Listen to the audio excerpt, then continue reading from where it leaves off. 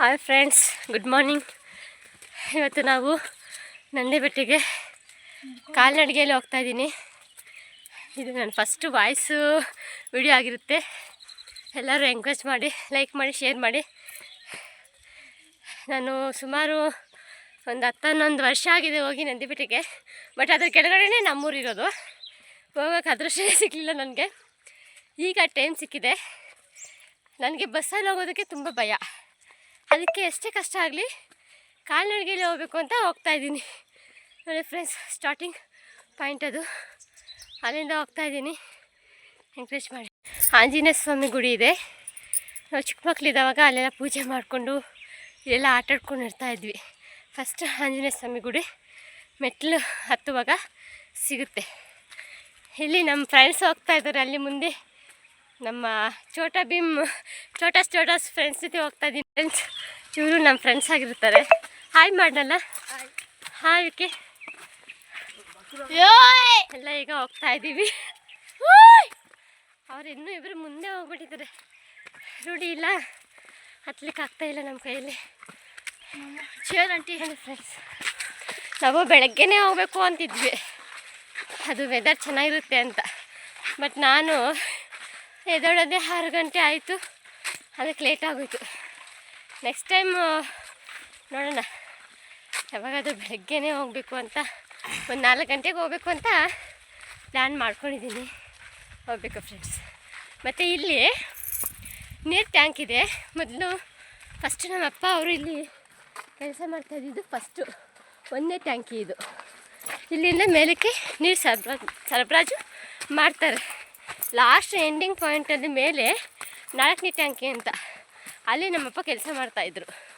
ಇಲ್ಲಿ ಒಂದಾಯ್ತಲ್ವಾ, ನೆಕ್ಸ್ಟ್ ಅಲ್ಲಿ 2, 3 ತೋರಿಸ್ತೀನಿ. ಇದೆಲ್ಲ ಬಂದಿದ್ದೀವಿ ನಾವು ಚಿಕ್ಕ ಮಕ್ಕಳಾಗ.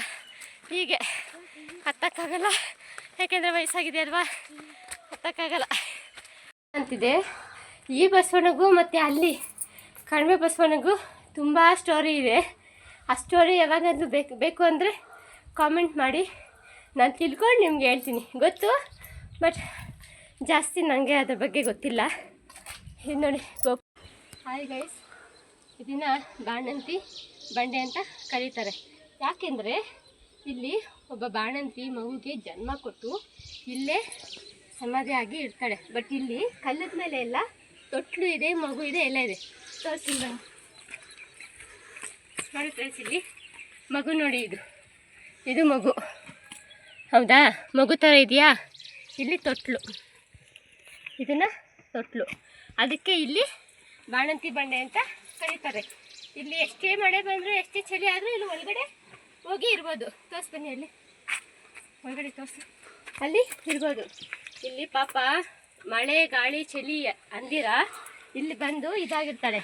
ಇಲ್ಲಿ ಮಗು ಕೂಡ ಇದೆ ನೋಡಿ, ಮಗು ಎಷ್ಟು ಚೆನ್ನಾಗಿ ಕಾಣಿಸುತ್ತೆ. ಬಟ್ ಇಲ್ಲಿ ತೊಟ್ಲಿದೆ, ತೊಟ್ಲು, ಮಗುನೂ ತೊಟ್ಲಿದೆ ಕಾಣಿಸುತ್ತೆ. ಇಲ್ಲಿಗೆ ಇನ್ನೂ ಮೇಲೆ ಹೋದರೆ ಕಾಣಿಸುತ್ತೆ. ಈ ಥರ ಬಂದಿದ್ದೀವಿ ನಾವು. ನಮ್ಮ ರೌಡಿಗಳು ಬಂದು ಅಲ್ಲಿ ಕೂತವೆ. ನನಗಿರೋ ಫಸ್ಟು ಬಂದು ನೋಡಿ ಹೆಂಗೆ ಕೂತಿದ್ದಾರೆ ನೋಡಿ, ಸಾಕಾಗಿ ಅಲ್ಲಿ ಕೂತಿದ್ದಾರೆ ನೋಡಿ ರೌಡಿಗಳು. ಮತ್ತು ಇಲ್ಲಿ ಇನ್ನೊಂದೇನು ಅಂದರೆ ಕುದುರೆ ಕಾಲಡಿಗೆಗಳು ಇದೆ. ಅದು ತೋರಿಸ್ತೀನಿ ಬನ್ನಿ ನಿಮಗೆ. ಟಿಪ್ಪು ಸುಲ್ತಾನು ಕುದುರೆಗಳನ್ನ ಇಲ್ಲಿ ಕರ್ಕೊಂಡು ಹೋಗ್ತಾ ಇದ್ದ, ನಂದಿ ಬೆಟ್ಟಕ್ಕೆ ಹತ್ತಿಸ್ತಾ ಇದ್ದಂತೆ. ಅದು ನಿಮ್ಗೆ ಅಲ್ಲದೆ ತೋರಿಸ್ತೀನಿ.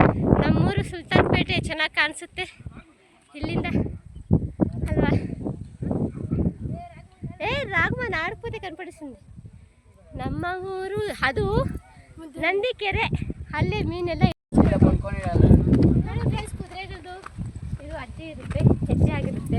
ಟಿಪ್ಪು ಸುಲ್ತಾನು ಹತ್ತಿಸ್ಕೊಂಡು ಹೋಗ್ತಾ ಇದ್ದಂತೆ. ಇದೇ ಕುದುರೆಗಳದು ಹೆಜ್ಜೆ. ಇದೊಂದೇ ನಾಶನ ಇತ್ತು,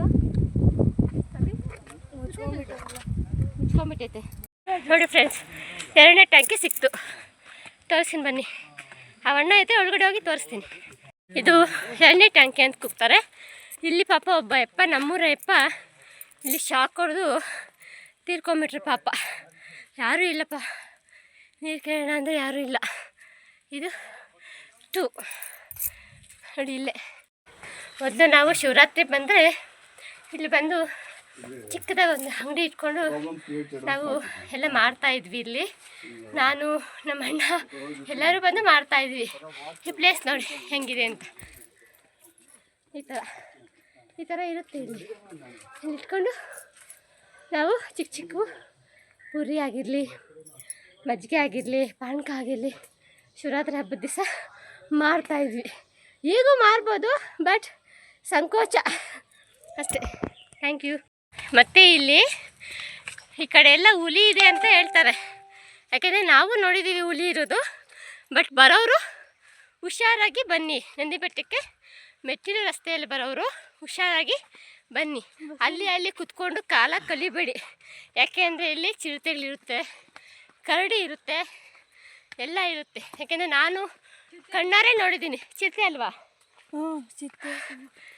ಚಿರತೆ ಎಲ್ಲ ಇರುತ್ತೆ. ಹತ್ಕೊಂಡು ಹೋಗ್ತಾಯಿರ್ರಿ. ಸುಸ್ತಾದರೆ ಒಂದು 5 ನಿಮಿಷ ಕುತ್ಕೊಳ್ಳಿ ಅಷ್ಟೇ. ಜಾಸ್ತಿ ಹೊತ್ತು ಕುತ್ಕೊಳ್ಳೋಕ್ಕೆ ಹೋಗ್ಬಿಡಿ ಪ್ಲೀಸ್.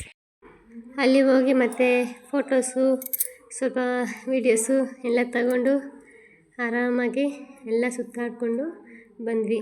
ಮತ್ತು ತುಂಬ ರಶ್ ಇತ್ತು ಇವತ್ತು ಸಂಡೇ. ಅದು ಬೇರೆ ಫ್ರೆಂಡ್ಶಿಪ್ ಡೇ ಇತ್ತಲ್ವ, ಅದರಿಂದ ತುಂಬ ರಶ್ ಇತ್ತು. ಅಲ್ಲಿ ನೋಡಿದ್ರೆ ಟ್ರಾಫಿಕ್ ಥರ ಆಗಿರುತ್ತೇನೋ ರೋಡ್ ಮಧ್ಯದಲ್ಲಿ. ಅದಕ್ಕೆ ಒಂದು ಫೋಟೋ ತೊಗೊಂಡು ಎಲ್ಲ ವಾಪಸ್ಸು ರಿಟರ್ನ್ ಆದ್ವಿ. Thank you.